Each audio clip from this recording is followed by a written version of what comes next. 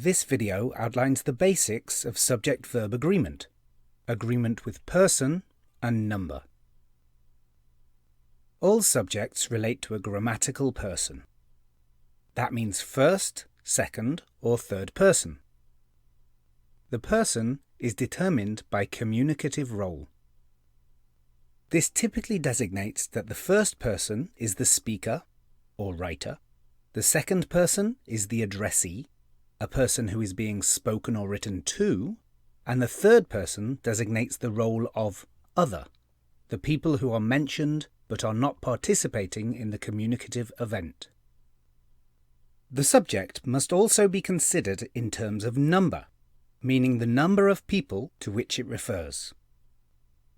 We have singular subjects in the first, second, and third person. These can be illustrated by the subjective case personal pronouns. In the first person, the singular personal pronoun is I.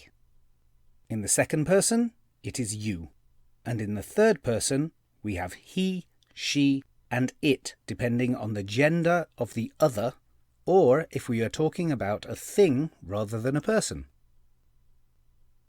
We also have plural subjects in the first, second, and third person. These again can be illustrated by the subjective case personal pronouns. In the first person, the plural personal pronoun is we. In the second person, it remains you. And in the third person, we have they, whether we are talking about a person or thing, and regardless of gender. We can also see that the roles have been updated to include plural speakers, addressees, and others, meaning more than one person can speak or be responsible for a text, be spoken to, and be spoken about. Now we can look at how the person and number of subjects affects the conjugation of verbs in the present tense.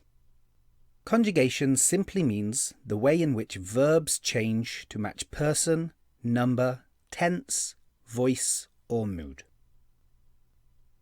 In this video, we will only discuss how verbs in the present tense change in respect of person and number. And in the present tense, all verbs, except the verb be, which we will look at later, have only two forms. The conjugations of most verbs can be demonstrated using the verb work. This table shows that in the first and second person, plural and singular, and in the third person plural, the verb does not change form. It is I work, you work, we work, you work, and they work. In the third person singular, however, we need to add an S to the end of the verb form. So we use he works, she works, and it works. The other thing to note is that when we use nouns rather than pronouns as our subjects, they are in the third person. So with third person singular, we can see Mohammed works, Paula works, and the computer works. In the third person plural, we have Mohammed and Paula work. Except for the verb have, which we will conjugate later, there are three rules to third person singular conjugation in the present tense that we need to remember. The first, as we have discussed, is to simply add an S. This works for the vast majority of verbs. The second is that if the verb ends in an O or a sibilant sound, which is a hissing sound, add an ES, as in she goes and Paula watches.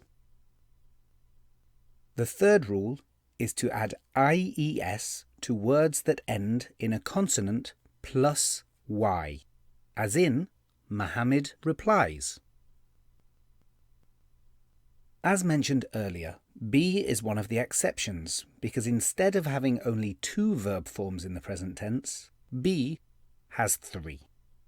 The first person singular of be has its own conjugation, which is am, as in I am ready.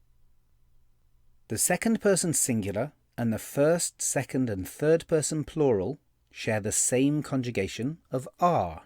So it's you are ready, we are ready, you are ready, and they are ready. And in the third person singular, we have the conjugation is.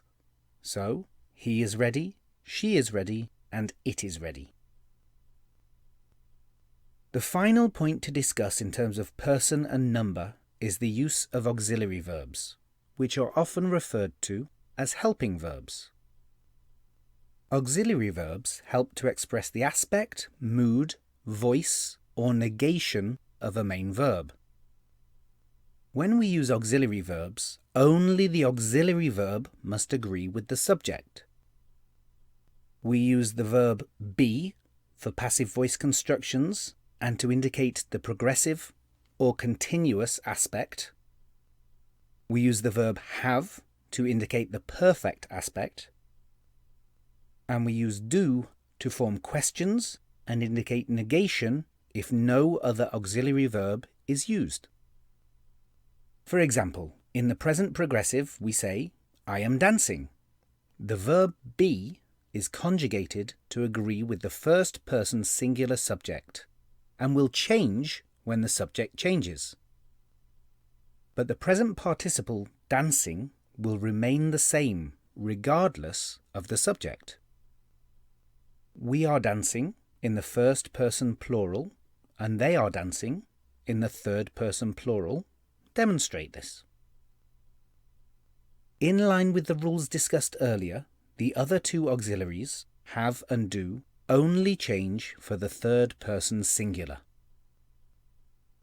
He is not dancing is the final conjugation in the present progressive. With the third person singular of have, we use has, so we could say he has danced. Again, notice how the main verb, in this case dance, remains in the past participle form no matter the subject. And with do, we use does, so we could ask the question, does he dance? Or create a negative sentence, he does not dance. And again, the main verb does not change for any subject. So, a step-by-step process for subject-verb agreement with person and number would be to first find the subject, then identify its person and number, and finally to choose between the verb form that agrees with the subject. Thank you for watching. Like, subscribe, or click to see more videos.